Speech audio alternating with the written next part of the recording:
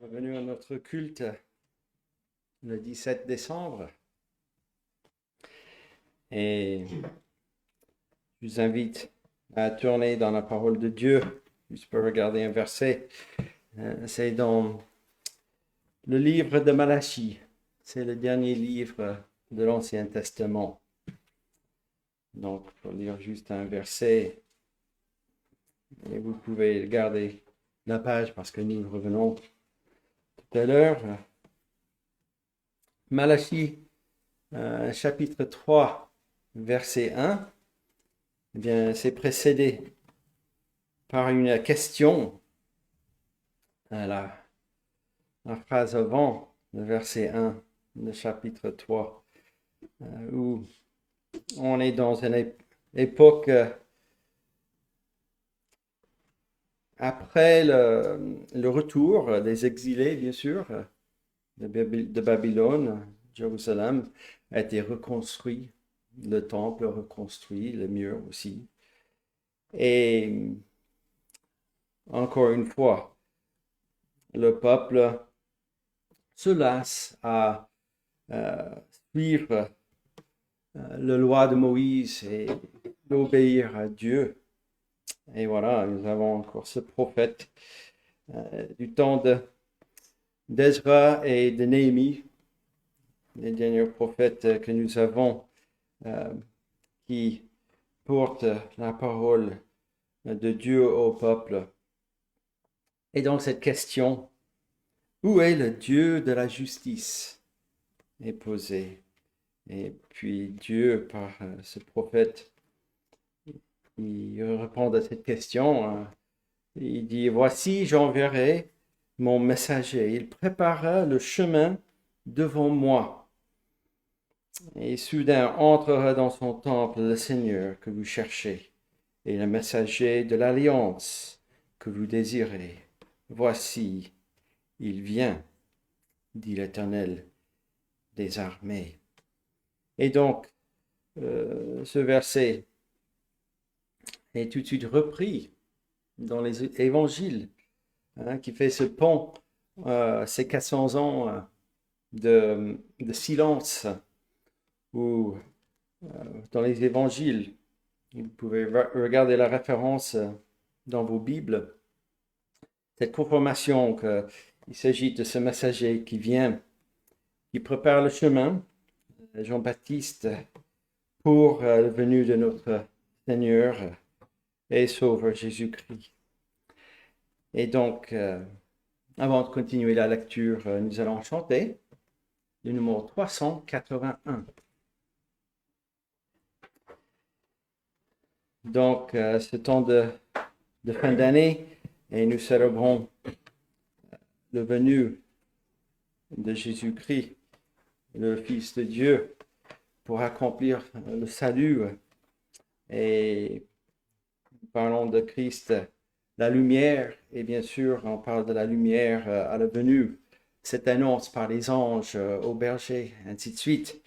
Dans ce cantique, on parle de la lumière qui rayonne de sa croix.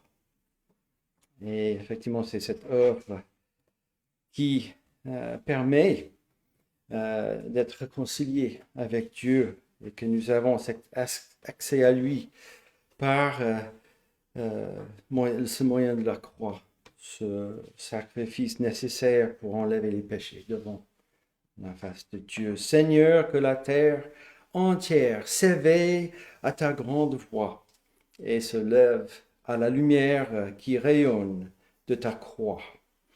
Chantons le 381.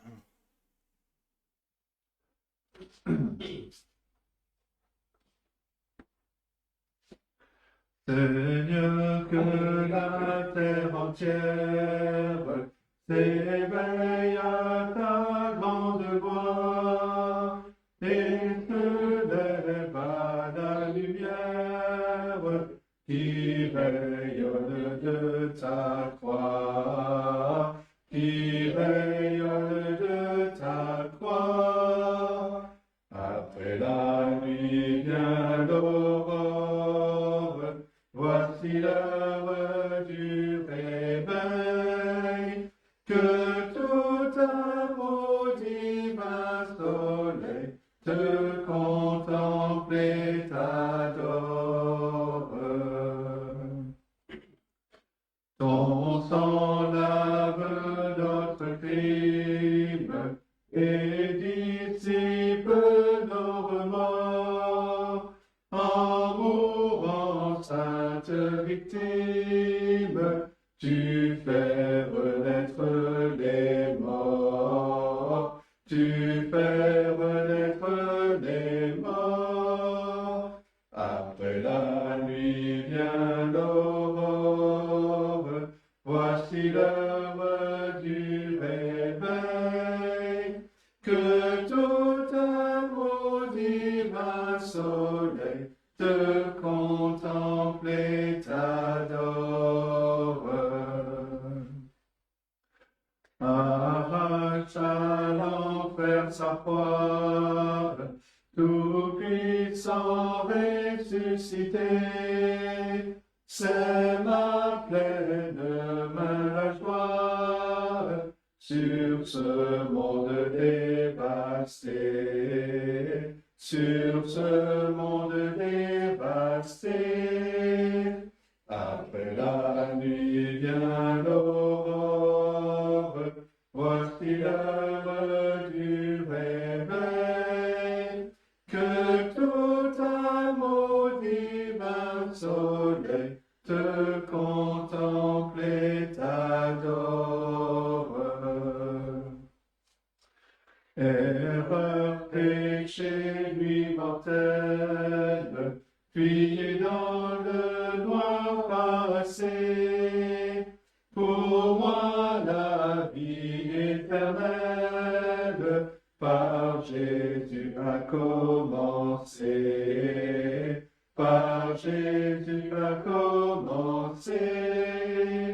Après la nuit vient l'aurore. Voici l'heure du réveil. Que tout amour divin soleil te contemple et t'adore. Nous prions. Notre Père Céleste, nous te louons pour ce privilège d'être ensemble, pour te contempler, pour t'adorer. Toi qui es ce Dieu majestueux, ce Dieu souverain, tout-puissant sur toutes choses, celui qui a créé toutes choses et qui a bien un dessein pour toutes choses, dans sa sagesse infinie. Tu es ce Dieu de justice qui est saint, qui est parfait. Tu es aussi un Dieu de miséricorde et long à la colère parce que tu as aimé un peuple depuis toute éternité. Quand tu as créé le monde et tout ce qui trouve dedans, tout cette œuvre de ta main, de tes mains, tu l'as fait pour ta gloire. Et dans la situation actuelle où l'homme que tu as créé est rebelle, qui ne t'obéit pas, qui même n'a pas de possibilité de parvenir à toi, sauf si toi tu te révèles et que tu lui donnes ce salut, cette propitiation pour lui. Autrement, il ne peut pas t'approcher, toi qui es parfait. Et nous qui sommes corrompus par ce péché, par cette désobéissance. Et nous te louons pour Jésus-Christ, qui est venu pour faire cette œuvre, qui a détourné la colère ta colère qui nous méritons et ta colère qui était versée sur Jésus, qui a donné sa vie, qui a pris nos péchés, sa vie, et nous sont donnés pour racheter ton peuple. C'est quelque chose qui est toujours merveilleux. C'est une bonne nouvelle. Et c'est le plus beau cadeau, en fait, que nous pouvons avoir. Et donc, nous contemplons ce matin ce salut en Jésus-Christ. Et dans ce temps où, dans ce monde qui est angoissé, qui cherche la paix, qui essaie de trouver la paix dans les sentiments, dans des souvenirs de cette époque de l'année, peut-être dans leur l'enfance, dans les mémoires, dans ce temps en famille, dans le temps d'amitié. Mais cette paix n'est pas permanente. Il y a toujours une agitation et la paix ne dure pas sur cette terre. C'est seulement cette paix qui vient de Christ que tu as envoyé. C'est la vraie paix. Et c'est là le vrai sens de Noël où nous sommes rachetés, nous sommes à toi à cause de Jésus-Christ et non pas par autre chose. Et donc nous demandons que par ton esprit, je me rappelle de cette paix et que cette paix est toute efficace en Jésus-Christ. Elle est permanente, qui dure toujours. Et donc nous adorons notre Sauveur, nous joignons aux anges et aux saints qui sont déjà passés devant nous pour offrir, même si c'est loin d'être parfait, notre adoration, notre louange à toi. Et c'est notre prière pour toute ton Église, l'Église de Jésus-Christ, c'est lui qui l'a bâtie, et que les portes de l'enfer, de la mort, ne prévaudront pas contre elle. Ô notre Dieu, tout se tient sur une file, mais c'est cette file que tu tiens. Et que nous pouvons rester en confiance dans cette assurance que tu mènes tout à ta gloire. Et que nous avons effectivement cette donne gratuite, cette vie éternelle que tu as donnée en Jésus-Christ. Sois avec nous ce matin, avec ton Église partout, qui proclame cette bonne nouvelle de salut en Jésus-Christ. Que tu sois avec ceux qui nous écoutent maintenant ou plus tard, que tu sois avec eux s'ils sont isolés, que tu les bénis, que tu leur rappelles de notre salut en Jésus-Christ. Nous te demandons ces choses dans son nom. Amen. Alors, nous allons revenir à Malachie pour lire un petit peu plus, mais un petit peu plus loin, à partir du verset 16. Donc, où est la justice? Le cantique que nous venons de chanter qui disait « Ô divin soleil, te contemple et t'adore ». Ce soleil de justice, dans le verset 2 du chapitre 4 de Malachie. Effectivement, c'est la justice est souvent l'image d'une lumière ou un feu même, n'est-ce pas? Un feu dévorant la justice de Dieu, ou même un feu destructeur, je ne sais pas si je peux le dire, feu destructeur, mais pour le méchant, c'est-à-dire pour celui qui ne connaît pas Dieu, ça c'est réservé, mais aussi un feu raffineur, on peut dire, et pour les élus. On voit ça dans le verset 3 de chapitre 3 de Malachie. Un feu qui raffine, qui purifie. Et donc, nous allons lire ce dernier mot de l'Ancien Testament à partir du verset 16 de Malachie chapitre 3.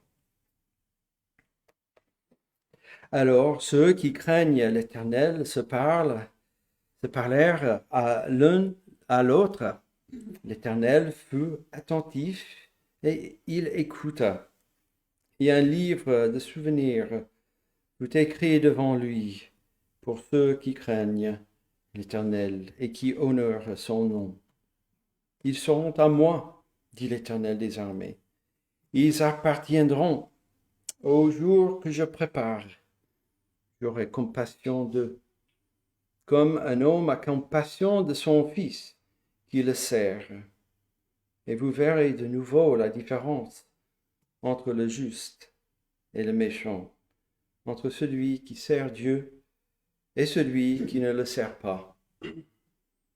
Car voici, le jour vient, ardent comme une fournaise. Tous les hautains et tous les méchants seront comme du chaume. Le jour qui vient les embrasera, dit l'Éternel des armées. Il ne leur laissera ni racine, ni rameaux. Mais pour vous qui craignez mon nom, se levera le soleil de la justice et la guérison sera sous ses ailes.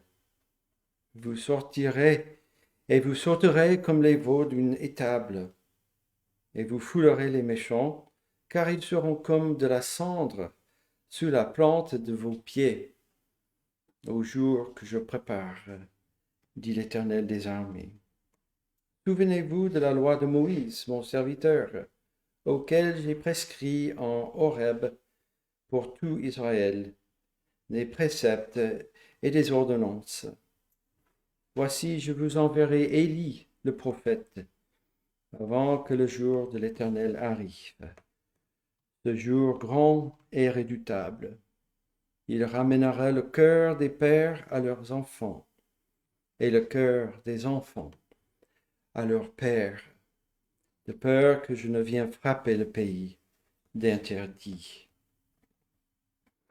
Et jusque-là, la lecture, jusque-là, l'Ancien Testament que nous avons. Et voilà cette fin de livre avec les venues de Christ un peu mélangées. Nous voyons le venu de Christ, cet enfant, et la grâce qu'il amène, le pardon du péché par sa mort à la croix. Nous voyons aussi son deuxième retour avec cet avertissement où à ce moment-là, il n'y aura plus d'appel à lui, plus d'invitation. Ce sera trop tard, ce sera le jugement. Alors, nous continuons notre adoration par le numéro 109.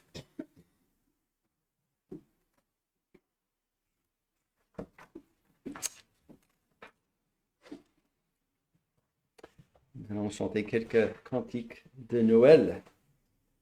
Il est né le divin enfant. Le 109.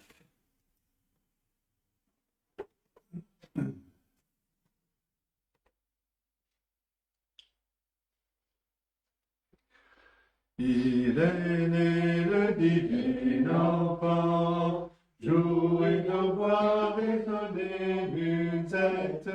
Il est né le divin enfant, chantons tous son avènement. Depuis près de 4000 ans, nous le promettaient les prophètes. Depuis plus de 4000 ans, nous attendions cet heureux temps. Il est né le divin enfant, jouez aux voix, résonnez musette. Il est né le divin enfant, chantons tous son avènement. Ah, qu'il est beau, qu'il est charmant, ah, que ses grâces sont parfaites, ah, qu'il est beau, qu'il est charmant, qu'il est tout le divin enfant.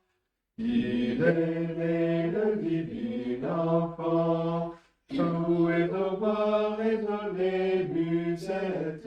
Il est né le divin enfant, chantons tous son avènement. Une étable et son logement, un peu de paille et sa couchette. Une étable et son logement, pour un Dieu quel abaissement. Il est né le divin enfant, jouez aux voix, résonnez musette. Il est né le divin enfant, chantons tous son avènement. Il veut nos cœurs, il les attend, il vient en faire la conquête. Il veut nos cœurs, il les attend, qu'il soit à lui dès ce moment. Il est né le divin enfant, jouez aux voix, résonnez musette. Il est né le divin enfant, chantons tous son avènement. Et donc, nous allons lire, vous pensez peut-être, nous allons lire ce passage de la naissance de Christ. Non, nous allons juste un petit peu avant. Donc, je vous invite à tourner dans l'évangile selon Luc. Nous allons lire la première partie, le premier chapitre, c'est une introduction, jusqu'à ces préparations, en fait, avant la naissance de Jean-Baptiste, de voir ce qui se passe. Et Luc, rappelez-vous, il est cet compagnon de l'apôtre Paul dans certains de ses voyages, parce que nous avons tout ce récit des actes. Et Luc, il avait aussi écrit cet évangile. Il n'était pas un témoin oculaire de Christ, mais comme il indique dans son introduction, il a étudié, il a pris des témoins, ce que les témoins avaient écrit ou avaient dit. Il avait tout écrit dans ce livre. Et il écrivait à Théophile, peut-être un gouverneur romain, qu'il y adressait par excellente, comme nous avons vu dans les actes.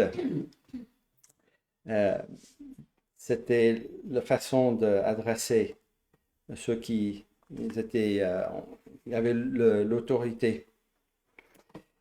Et nous voyons aussi le but pourquoi Luc avait écrit cet évangile, verset 4, afin que tu reconnaisses la certitude des enseignements que tu as reçus. Donc, ce Théophile qui a été touché par la grâce de Dieu. Et nous allons lire donc non seulement l'introduction, mais ce qui se passe avec ce couple, Zacharie et Élisabeth. Et c'est très intéressant que Luc avait mis ce récit. Et c'était important. Voilà le Nouveau Testament qui commence, le venu de Christ. Et on commence par un homme et une femme. Et puis, voilà, la famille, c'est cette institution que Dieu a créée. La base de la vie ici-bas. Et peut-être on pourrait faire les parallèles avec Abraham et Sarah, avec ce couple ici. Il n'y avait pas d'enfant encore. Donc, nous allons lire chapitre 1 jusqu'au verset 25. Plusieurs ayant entrepris de composer un récit des événements qui se sont accomplis parmi nous, suivant ce que nous ont transmis ceux qui ont été des témoins oculaires dès le commencement et sont devenus des ministres de la parole, il m'a aussi semblé bon, après avoir fait des recherches exactes sur toutes ces choses depuis leur origine, de te les exposer par écrit d'une manière suivie, excellent Théophile, afin que tu reconnaisses la certitude des enseignements que tu as reçus. Verset 5. Du temps d'Hérode, roi de Judée, il y avait un sacrificateur nommé Zacharie, de la classe d'Abia. Sa femme était d'entre les filles d'Aaron et s'appelait Élisabeth. Tous deux étaient justes devant Dieu, observant d'une manière irréprochable tous les commandements et toutes les ordonnances du Seigneur. Ils n'avaient point d'enfants parce qu'Élisabeth était stérile et ils étaient l'un et l'autre avancés en âge. Or, pendant qu'il s'acquittait de ses fonctions devant Dieu, selon le tour de sa classe, il fut appelé par le sort, d'après la règle du sacerdoce, à entrer dans le temple du Seigneur pour offrir le parfum.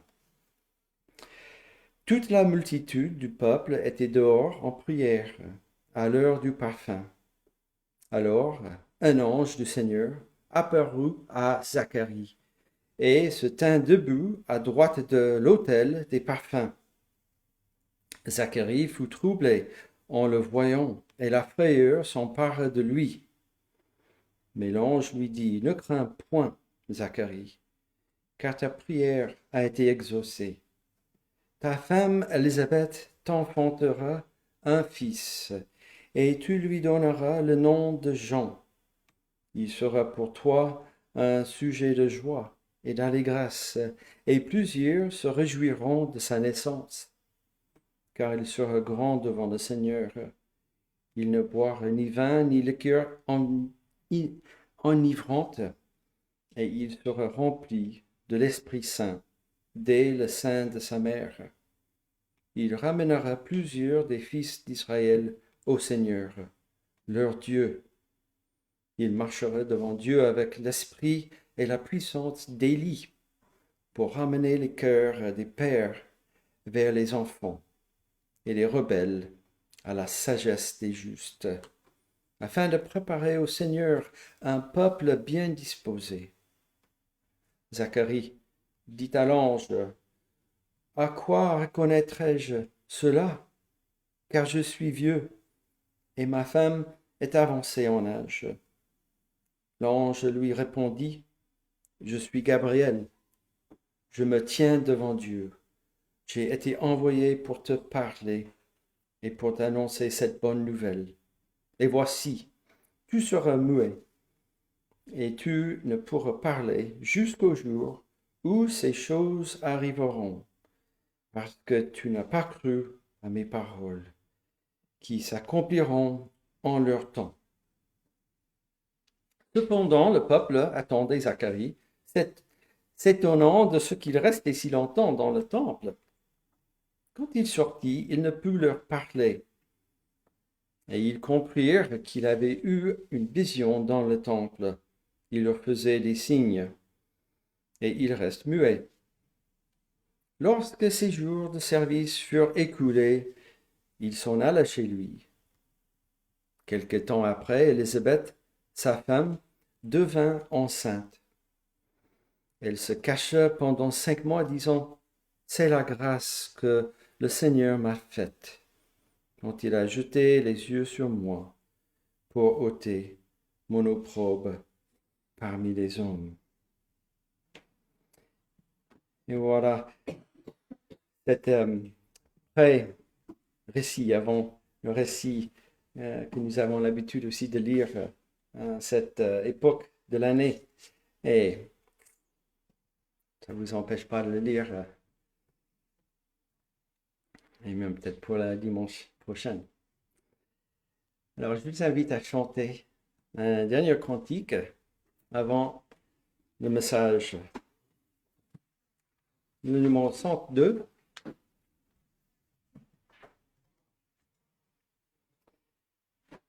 Voilà, que ce cantique nous prépare pour être à l'écoute de la prédication. Ô peuple fidèle, Jésus vous appelle. Venez, triomphant, joyeux, venez en ces lieux. Peuple fidèle, venez voir le roi des cieux. Le numéro 102.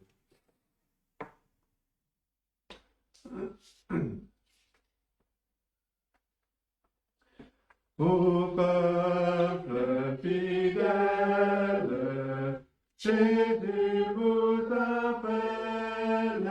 Venez, triomphant, joyeux, venez en ces lieux.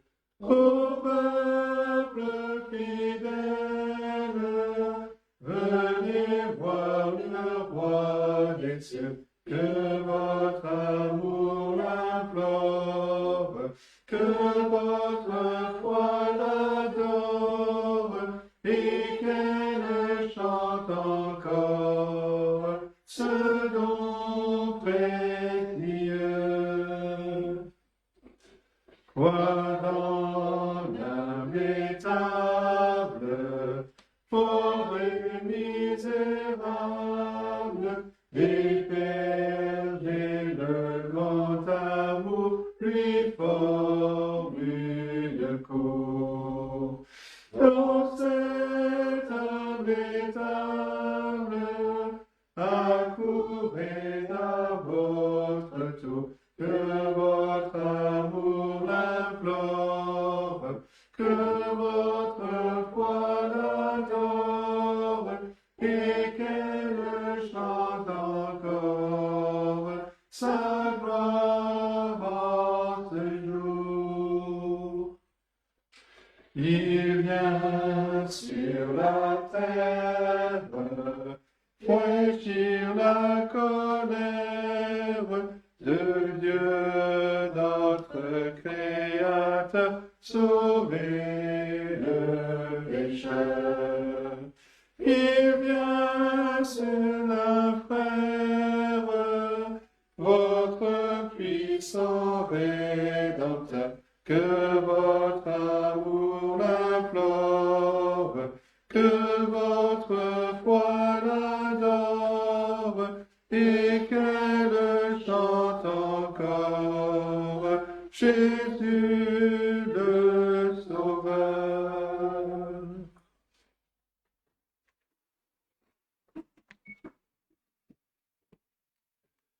Bien, je vous invite à ouvrir la parole de Dieu dans le livre de la Genèse, au chapitre 15. Nous allons lire les 6 premiers versets.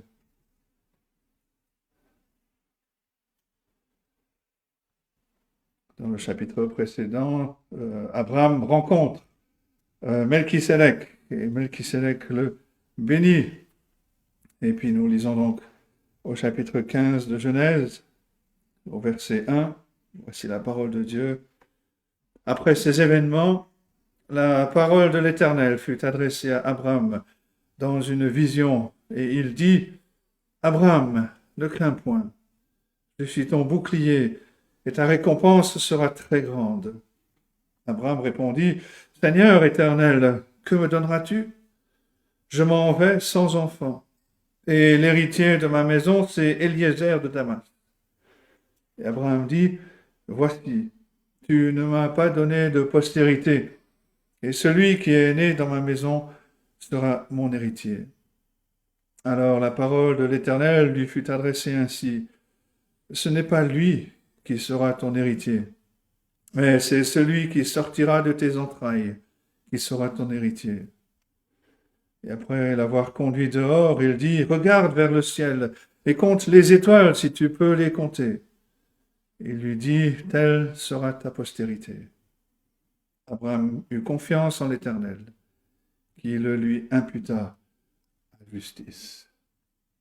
Et c'est la parole de Dieu. L'événement le plus central, l'événement central de toute l'histoire de l'humanité, c'est la venue de notre Seigneur Jésus-Christ, le Fils de Dieu, dans ce monde. Nos calendriers le soulignent. Nous sommes en 2023, après Jésus-Christ. Dans quelques jours, nous serons en 2024. Et avant la naissance du Seigneur Jésus-Christ, on numérote les années de manière décroissante pour arriver à zéro. Lors de la naissance du Seigneur Jésus-Christ. Et de cette façon, le monde souligne, parfois même involontairement, que toute l'histoire est centrée, que toute l'histoire prend son sens à partir de la naissance du Seigneur Jésus-Christ. Même si ailleurs, dans le monde, des civilisations comptent les années différemment, dans quelques jours, elles vont quand même célébrer le passage en l'an 2024. Et le fait que la naissance du Seigneur Jésus-Christ se trouve au centre de l'histoire vient combattre un malentendu majeur concernant l'œuvre de Dieu dans l'histoire. Quelques personnes vont dire que le Seigneur Jésus est né parce que Dieu a changé d'avis ou parce que son programme initial de salut a échoué. Et l'argument de ces personnes est le suivant. Ces personnes disent Dieu a essayé d'apporter le salut par la loi, mais il a vu que cela ne fonctionnait pas, et donc il a eu l'idée d'envoyer son Fils mourir pour nos péchés. Mais ce point de vue présente un Dieu imparfait, un Dieu capable d'échec, capable de déraison, très loin de l'image de Dieu que nous présente la parole. Et ce point de vue manque aussi le point important concernant Noël, à savoir que toute l'histoire est centrée sur la venue de Jésus-Christ. C'est par la venue de son Fils dans ce monde que Dieu a toujours eu l'intention d'apporter le salut à la terre. Et le passage que nous voulons regarder ce matin présente l'une de ces promesses les plus anciennes, les plus importantes, qui parle de la venue du Seigneur Jésus-Christ. La promesse que Dieu a faite au patriarche Abraham, qu'il aurait une descendance par laquelle le salut viendrait non seulement à lui, mais aussi au monde. Et le premier point à souligner, c'est le fils d'Abraham. Comme vous le savez, Abraham est une figure importante de l'Ancien Testament. C'est par lui que Dieu a commencé cette œuvre de salut dans la nation d'Israël. Et dans un sens très important, les véritables chrétiens sont sauvés par la foi en Jésus-Christ à cause de l'alliance que Dieu a faite avec Abraham. C'est pour ça que le Nouveau Testament dit que ceux qui mettent leur confiance dans le Seigneur Jésus-Christ sont fils d'Abraham. Abraham est né environ 2000 ans avant le Seigneur Jésus-Christ. Il a été lui-même sauvé par la foi et par la grâce, et par la foi dans le Seigneur Jésus-Christ.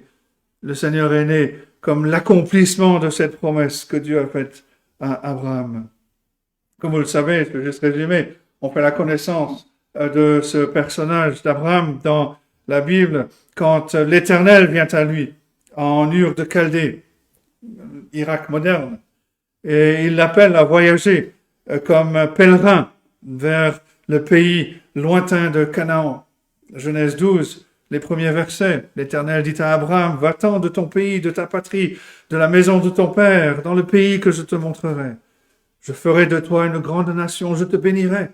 Je rendrai ton nom grand, et tu seras une source de bénédiction.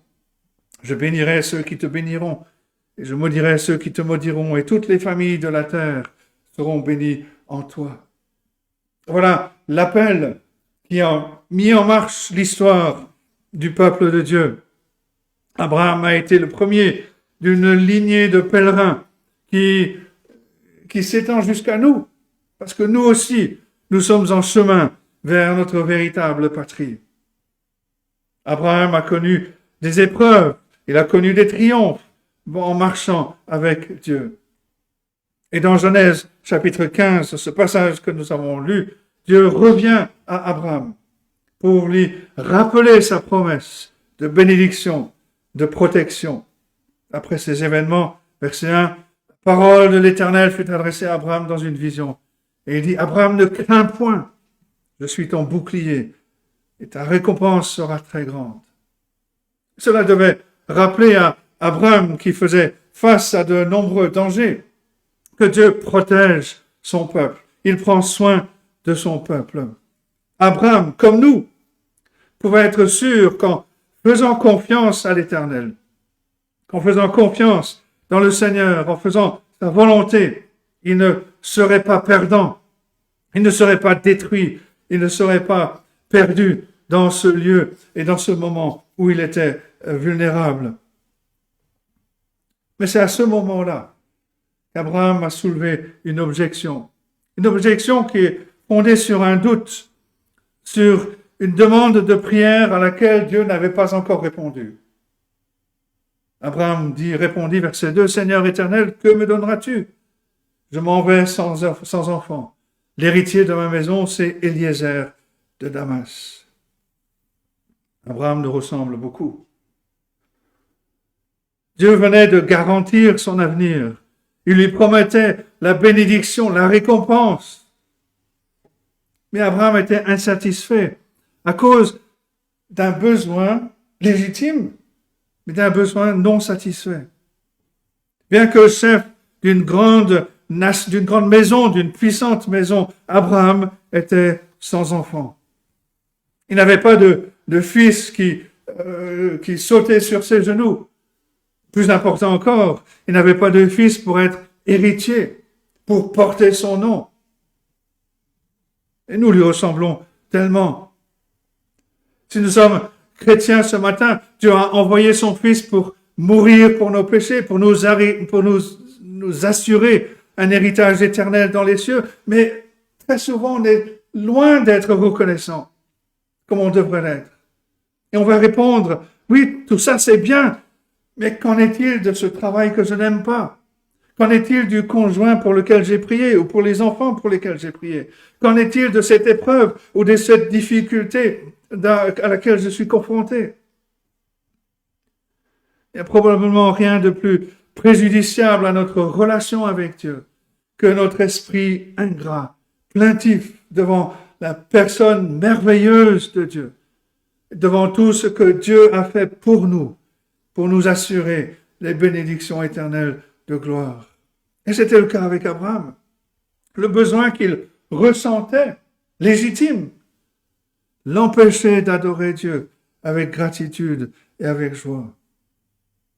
Mais une des choses que l'on voit dans ce récit, c'est à quel point Dieu est bienveillant. Il est patient. Il est patient avec ses enfants qui se plaignent. Il compatit avec nos soucis, avec nos questions, avec nos problèmes. Dieu avait une réponse à Abraham. Verset 4. La parole de l'Éternel lui fut adressée ainsi. Ce n'est pas lui, ce n'est pas Eliezer qui sera ton héritier, mais c'est celui qui sortira de tes entrailles qui sera ton héritier. Eliezer, un homme de la maison d'Abraham, ne serait pas l'héritier, parce qu'Abraham aurait son propre héritier. Et notre traduction souligne exactement ce que dit le texte au sens littéral. C'est lui qui sortira de tes entrailles. Un descendant de sa propre chair, pas de sa maison, mais de sa propre chair, deviendra son héritier. Abraham était très vieux. Sa femme Sarah était non seulement stérile, mais elle avait passé l'âge de procréer. Mais Dieu, qui peut tout faire, a donné à Abraham un enfant par Sarah. Et c'est une image du salut par la grâce seule. Abraham est allé vers sa femme âgée et par la foi en la promesse de Dieu. Et là où la nature humaine était stérile, là où l'effort humain ne pouvait rien faire, comme un symbole de la grâce souveraine, Isaac est né pour être l'héritier d'Abraham. Mais même Isaac, né à Abraham de Sarah, n'était pas l'enfant dont Dieu parlait en Genèse 15.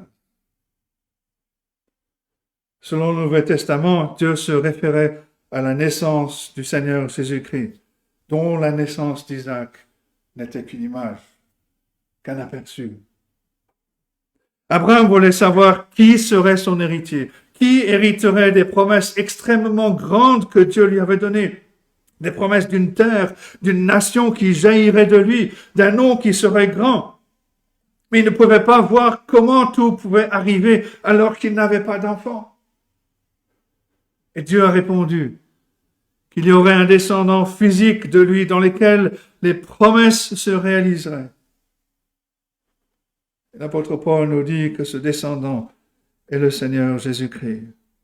En parlant du Seigneur Jésus-Christ, l'apôtre Paul écrit en 2 Corinthiens 1, verset 20, « Car pour ce qui concerne toutes les promesses de Dieu, c'est en Christ qu'est le oui. »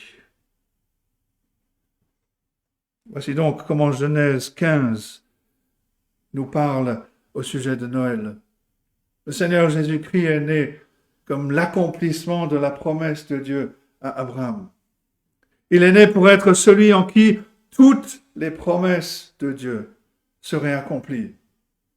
Une terre promise, un peuple promis, une vie éternelle promise, la gloire promise.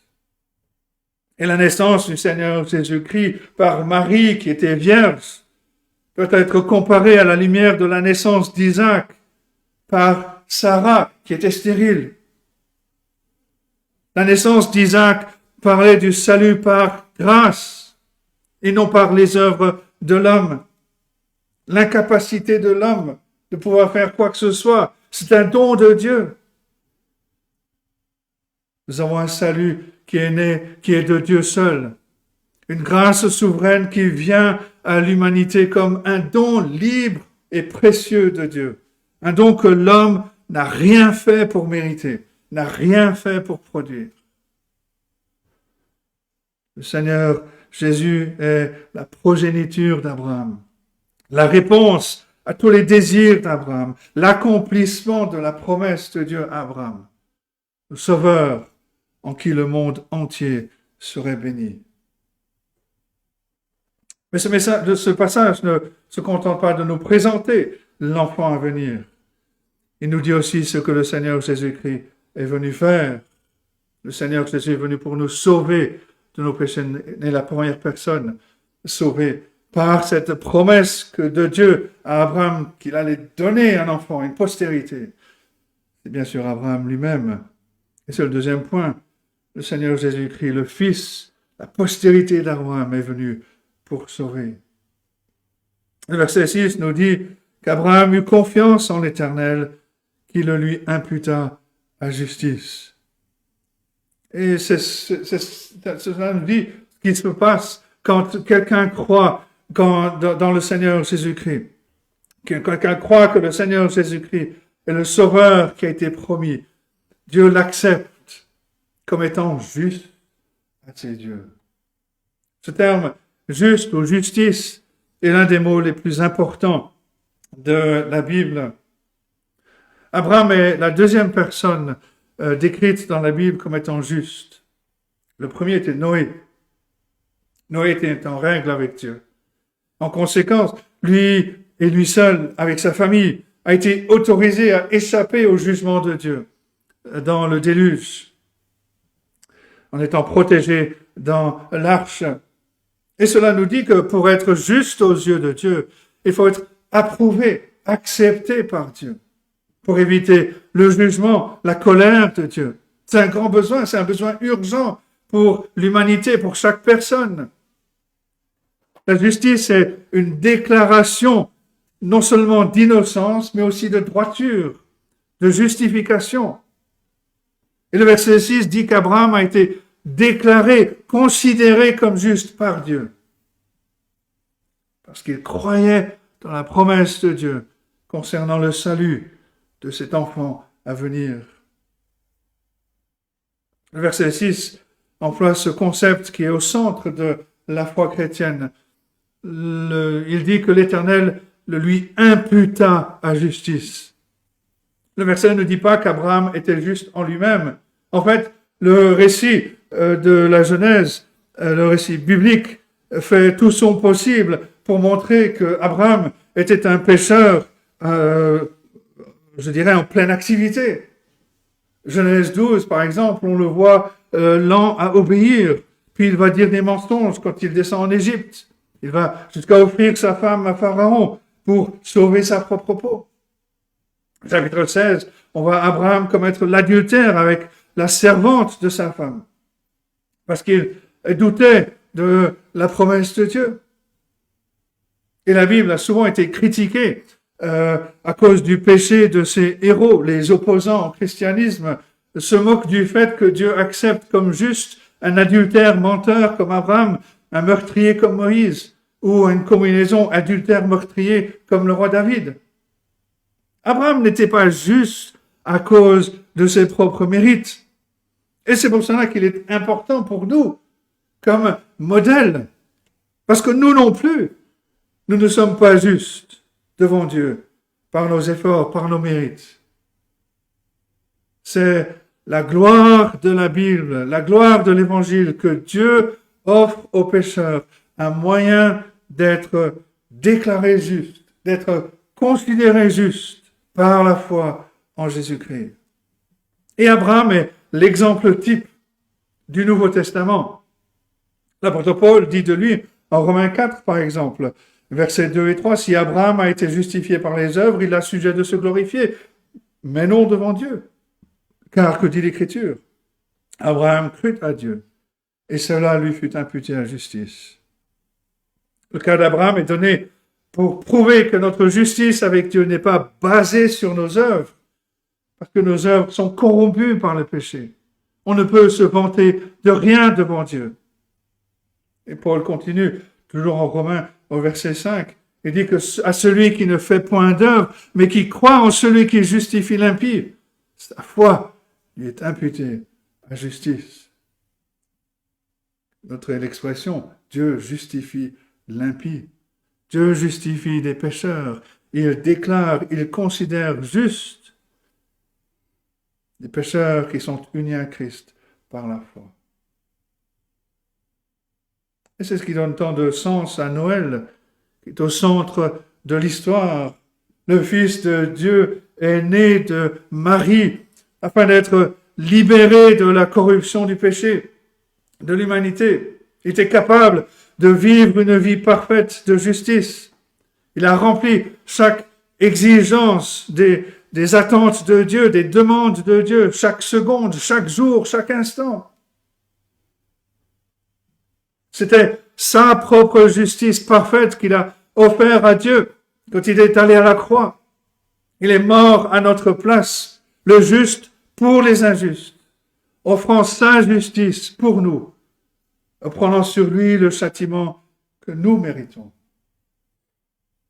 lorsque l'on confesse nos péchés, notre culpabilité, quand on vient au Seigneur Jésus-Christ, qu'on l'accepte comme notre Seigneur et Sauveur, Dieu impute sur lui, sur notre Seigneur Jésus-Christ, notre péché. Et il nous impute sur nous la justice parfaite de Christ. Il met sur notre compte la justice parfaite de Christ. Abraham a cru en Jésus-Christ. Il a cru dans cette postérité promise par Dieu. Et Dieu l'a reçu, l'a considéré comme juste. Nous croyons au Seigneur Jésus-Christ tel qu'il nous a été donné, tel que nous recevons, comme le dit l'apôtre Paul en Philippiens chapitre 3, non ma justice, celle qui vient de la loi, mais avec celle qui s'obtient par la foi en Christ, la justice qui vient de Dieu par la foi. Le commentateur écrit « Du grand livre de ma vie sort mon péché qui est mis à son compte. Alors sa bonté, sa justice, sa pureté sont mises sur mon compte et en mon nom. Autrement dit, me voici avec le manteau noir de mon péché et je ne peux pas me tenir dans un tel manteau devant Dieu qui est lumière. Ce que Dieu fait est de mettre sur moi le manteau de la justice de Jésus-Christ, sa vie parfaite, sa vie immaculée d'obéissance, sa nature sainte. Dieu me voit en Christ, revêtu de sa justice. Ce verset 6 de Genèse 15 est un des versets importants de la Bible, et on le sait parce qu'il est très souvent cité dans le Nouveau Testament. On a lu Romains chapitre 4, Paul se réfère à la justification d'Abraham. Et plus loin, dans ce même chapitre, l'apôtre Paul souligne que la foi d'Abraham consistait à croire que Dieu serait fidèle à sa parole. Romains 4, verset 20, Abraham fut fortifié par la foi, donnant gloire à Dieu, et ayant la pleine conviction que ce qu'il promet, il peut aussi l'accomplir. C'est pourquoi cela lui fut imputé à justice. Et cela fait une déclaration importante au sujet de la foi. Nous devons donc croire que Dieu sera fidèle à sa parole. Aussi étonnant que cela puisse paraître, que Dieu puisse justifier des pécheurs comme nous. Mais il promet de le faire. Et il le fait par la foi en Jésus-Christ. Tout comme il semblait étonnant à Abraham que lui et Sarah aient un enfant à leur âge, nous devons prendre Dieu au mot, croire dans la promesse de l'Évangile, qu'il pardonne aux coupables par la foi en Jésus-Christ. L'apôtre Paul cite ce verset 6 de Genèse 15, encore en Galates 3, verset 6, soulignant que nous sommes sauvés non par nos œuvres, mais comme Abraham, nous sommes sauvés par la foi seule. Et puis il rajoute au verset 9, ainsi ceux qui croient sont bénis avec Abraham, le croyant. Et enfin l'apôtre Jacques va citer ce même verset en complétant, en appuyant ce que l'apôtre Paul a enseigné. L'apôtre Paul enseigne que nous devons compter sur la justice qui vient par la foi, au lieu d'essayer d'être sauvés par nos œuvres. Jacques nous rappelle que la foi d'Abraham l'a poussé à obéir à Dieu. Ayant été sauvé par la foi en dehors des œuvres, sa foi a continué à faire de bonnes œuvres pour manifester cette nouveauté de vie. C'est en ce sens que Jacques écrit, Jacques 2, versets 22 et 23, tu vois que la foi agissait avec ses œuvres et que par les œuvres, la foi fut rendue parfaite. Ainsi s'accomplit ce que dit l'Écriture. Abraham crut à Dieu, cela lui fut imputé à justice et il fut appelé ami de Dieu. Jacques 2, versets 22 et 23. Abraham, bien qu'il était un grand pécheur comme nous, a été justifié devant le Dieu saint. Abraham crut. Il crut la parole de Dieu. Il avait confiance en ce que Dieu avait promis, à savoir un enfant dans lequel toutes les promesses se réaliseraient. Sa foi a été confirmée au fil du temps. Elle l'a amené à faire confiance à Dieu, à lui obéir. Et par cette foi, il a été accepté par Dieu au moyen de la justice qui lui est parvenue par le Seigneur Jésus-Christ, par la vie et la mort de l'enfant qui est né comme accomplissement de cette promesse. Une autre façon de le dire est de réaliser que le mot dans le verset 6 qui est traduit ici, il eut confiance, c'est le terme qui donne notre mot Amen. Nous disons Amen pour dire oui, c'est vrai. Et ce qu'Abraham a fait, c'est exactement cela quand il a entendu la parole de Dieu. Il a dit Amen à ce que Dieu a promis. En utilisant ce passage pour apprendre la signification de Noël, on a vu que le Seigneur Jésus-Christ est né comme l'enfant de la promesse que Dieu a faite à Abraham, que le Seigneur est venu pour mourir pour nos péchés afin de justifier les pécheurs. C'est ce qui était en jeu dans la promesse de Dieu à Abraham. Alors on n'est pas surpris que le Seigneur ait pris le temps de donner une illustration pour aider Abraham à croire. Verset 5, après l'avoir conduit dehors, il dit « Regarde vers le ciel, compte les étoiles, si tu peux les compter. » Et il lui dit « Telle sera ta postérité. » N'avoir pas d'enfant pour Abraham était une source de grande honte. Son nom signifiait « père de beaucoup ». Mais il n'avait pas d'enfant. Imaginez combien de blagues il a dû endurer sur ce sujet. Un homme dans l'ancien Proche-Orient tirait sa fierté, sa dignité des fils qu'il avait engendrés. Abraham n'en avait pas. Il n'avait pas d'orgueil, pas de dignité. Et pourtant, c'était la promesse de la grâce de Dieu qu'Abraham serait exalté exactement comme il a toujours eu honte. Genèse 12, 2 nous dit « Je ferai de toi une grande nation, je te bénirai. Je rendrai ton nom grand et tu seras une source de bénédiction. » Et ici, Genèse 15, verset 5, Dieu renouvelle cette promesse avec cette démonstration étonnante. Cette démonstration visuelle. Regarde vers le ciel. Compte les étoiles si tu peux les compter. Il lui dit, telle sera ta postérité. Abraham serait amené de la honte à la gloire. Et c'est le troisième point, de la honte à la gloire. Mais c'est aussi l'histoire de Noël. Le Seigneur Jésus-Christ est né dans une humilité encore plus amère qu'Abraham n'a jamais connue. Un pasteur anglais du XVIIe siècle écrit que la seconde personne de la Trinité s'est dépouillée des vêtements de sa gloire et s'est couvert des haillons de notre humanité. Le Seigneur Jésus-Christ, bien que Dieu Tout-Puissant, a pris toutes les infirmités, toute la faiblesse de notre nature humaine, sans péché. Il a marché au milieu de la poussière de la mort. Celui qui pouvait dire « Je suis le pain de vie » a connu la faim dans le désert. Celui qui donne l'eau vive a dit « J'ai soif ». Seigneur Jésus-Christ n'est pas né dans un palais, mais dans une étable. Il n'est pas né dans la capitale de pouvoir et d'influence, mais dans un village rural. Il ne s'est pas couché sur un lit royal, mais dans une mangeoire pour les animaux, et pas vêtu de splendeur, mais enveloppé de haillons. Il est entré dans notre faiblesse, dans notre honte, non seulement pour sympathiser avec nous, mais pour nous conduire vers la gloire. Un auteur écrit, Dieu a revêtu l'humanité pour que nous puissions revêtir la divinité. Il est devenu fils de l'homme pour que nous devenions fils de Dieu.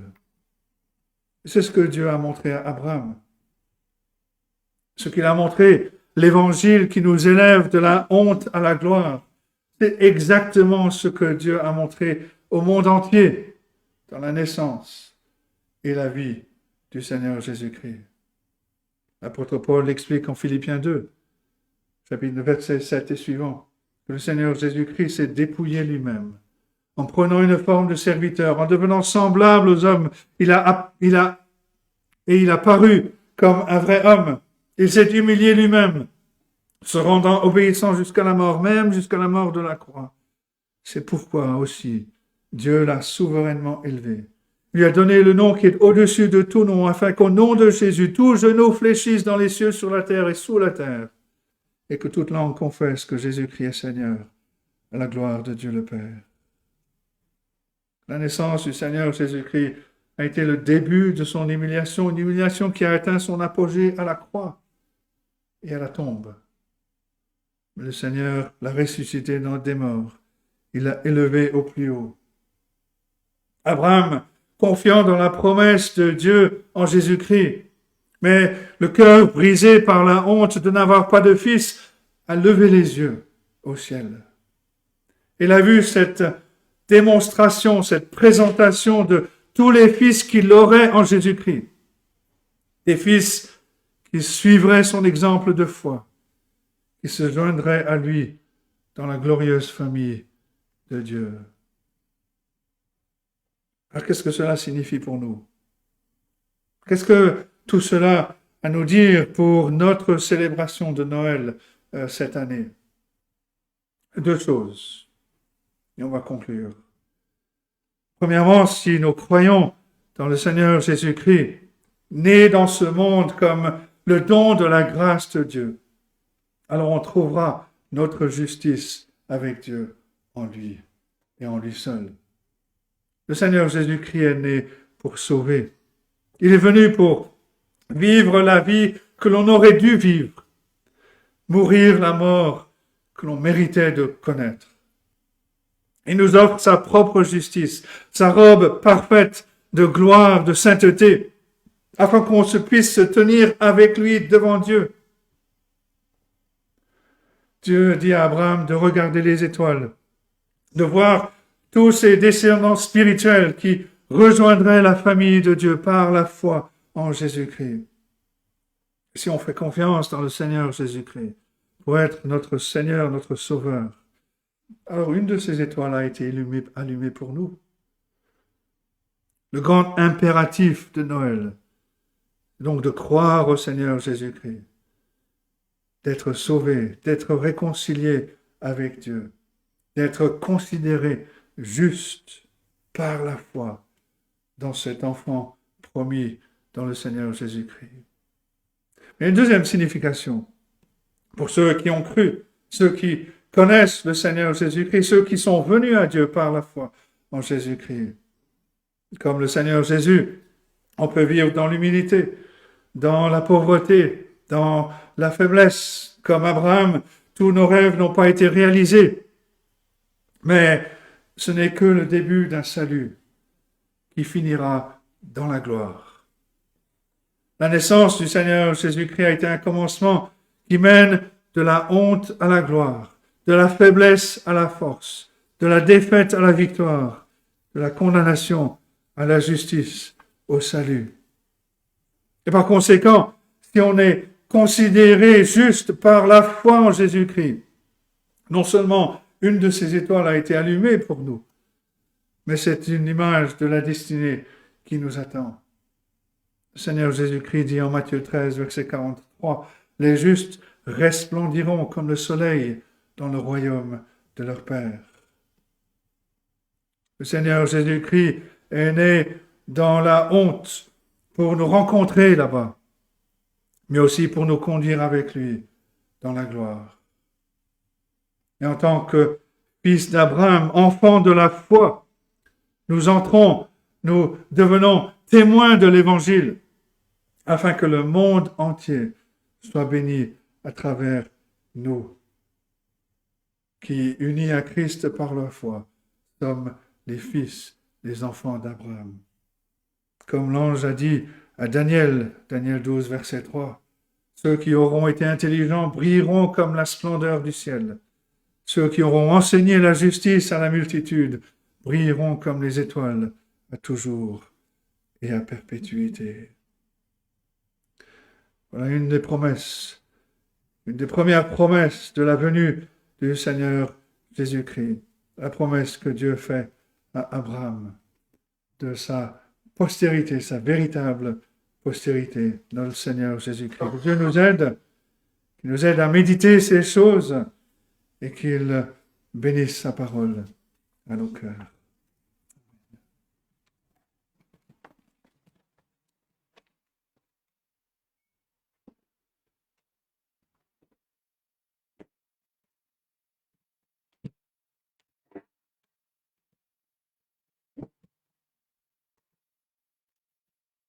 Nous allons chanter maintenant le 141.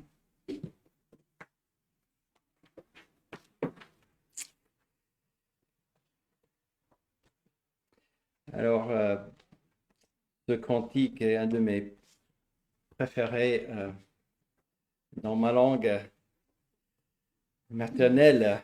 C'est une mélodie d'un cantique de Noël. Mais c'est intéressant ici. Ces paroles en français parlent plutôt de son deuxième venue, son retour. Et on reprend les versets de Jésus lui-même dans les paroles de ce cantique. Et ça vient de Luc chapitre 21, verset 25. Où Christ dit, il y aura des signes dans le soleil, dans la lune et dans les étoiles, et sur la terre, il y aura de l'angoisse chez les nations qui ne sauront que faire. Au bruit de la mer et des flots, les hommes rendant l'âme de terreur dans l'attente de ce qui surviendra pour la terre, car les puissances des cieux sont ébranlées. Alors on verra le Fils de l'homme venant sur une grande nuée avec puissance et une grande gloire. Chantons 141.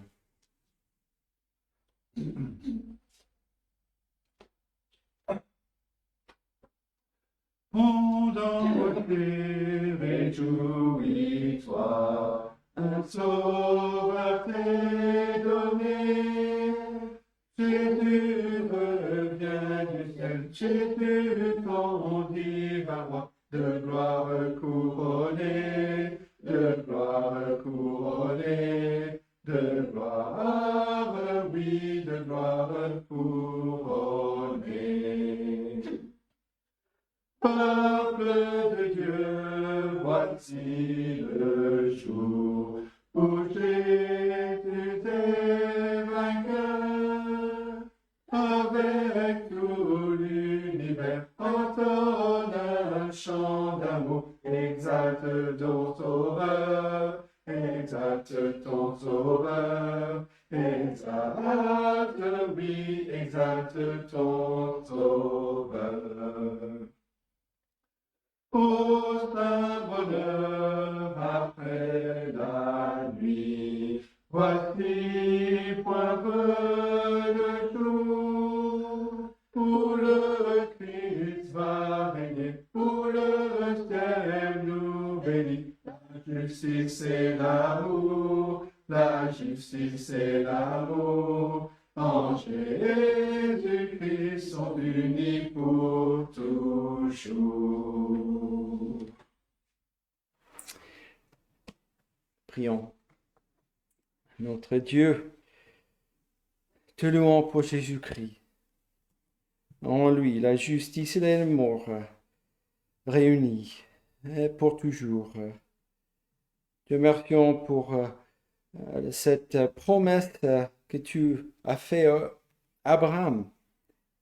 Et nous pouvons voir cette promesse tout au long de ta parole, jusqu'à le venu de Christ sur cette terre. Et nous le voyons encore maintenant. Et nous le verrons lors de son retour. Nous demandons que tu sois avec ton peuple, que tu les fortifies dans cette promesse, dans ces derniers jours, ces jours mauvais, ces jours qui sont d'angoisse, mais que tu donnes la paix à ton peuple, que tu sois avec nous pour le début de cette semaine, que tu nous gardes et que tu nous conduis. Nous demandons en Jésus-Christ. Amen.